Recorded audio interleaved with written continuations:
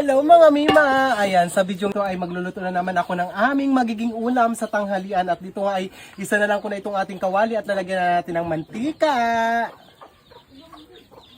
Ayan mga Mima, papainitin lang natin ang mantika at isusunod natin ang ating mga ricado. Ayan mga Mima, init na itong ating kawali at nilalagay na natin itong ating sibuyas.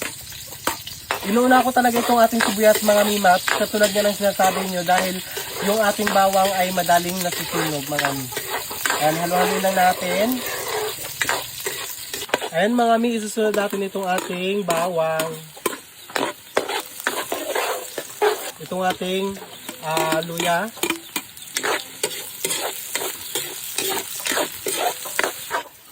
Ayan mga Mima, okay na to at ilalagay na natin itong ating karne ng manok. Halo-halo lang natin.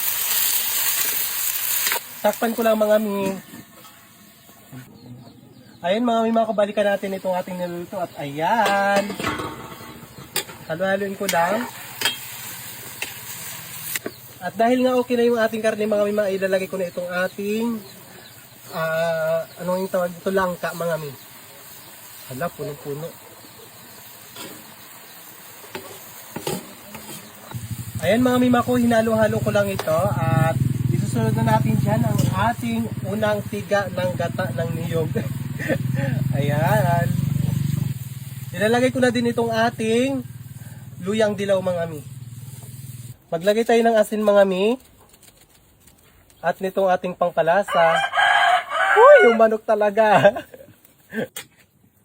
Halo-haloin ko lang mga Mi. Ayan. Takpan lang natin ito at balikan natin mamaya. Ayan mga Mi, balikan natin ito yung ating niluluto at ayan. At sa puntuang yan mga Mi ko ay lalagay na natin itong ating unang tiga ng gata ng niyog. Ayan. Ayan, ibuhos lang natin lahat. Halo-haloin lang natin. Ay, napakasarap nito mga Mima ko. Sobrang sarap.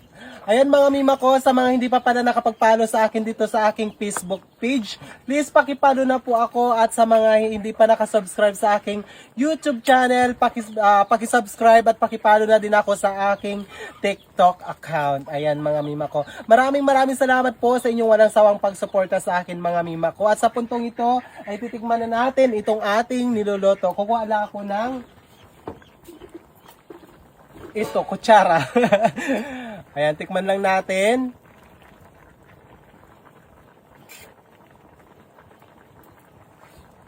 Ay, aba, sobrang sarap mga Mi.